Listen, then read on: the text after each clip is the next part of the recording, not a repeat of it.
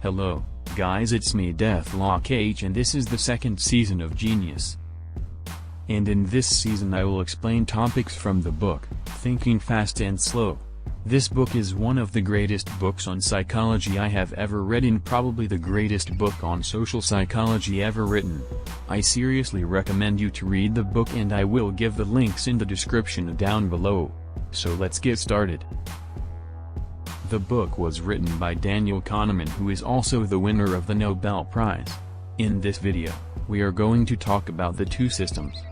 To observe your mind at automatic mode, glance at the man in the picture. What do you see?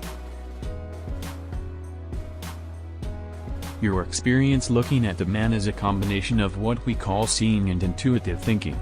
As soon as you saw the man, you knew he was sad and unhappy about something. You probably also sensed that the man is about to cry. As the author writes, I quote, "A premonition of what she was going to do next came to mind automatically and effortlessly." Now you might be thinking why he wrote she instead of he. It is because the example he gave in the book was a woman, whereas mine is a man. So you sensed a lot about the man intuitively and automatically. You didn't need to think too much about it. It didn't even feel that you were thinking. Kahneman calls this fast thinking, or System 1. Now look at this problem. An answer didn't come to your mind automatically as it did with the picture. But you knew you could solve it. Probably without any difficulty. You also had a choice whether to solve it or not. You probably also knew that the answer would neither be 150 nor 35,000. But you could have no idea if the answer would be 430 or 550. Now try to solve the problem or a part of it.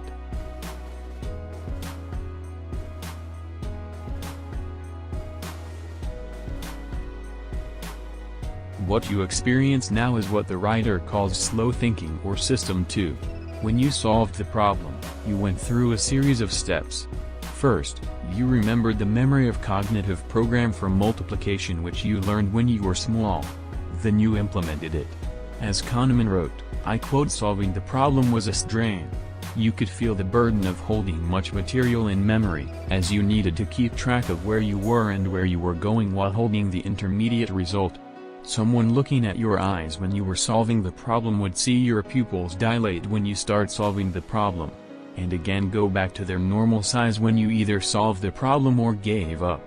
And I end my video here. Comment on what you think about my new style of video.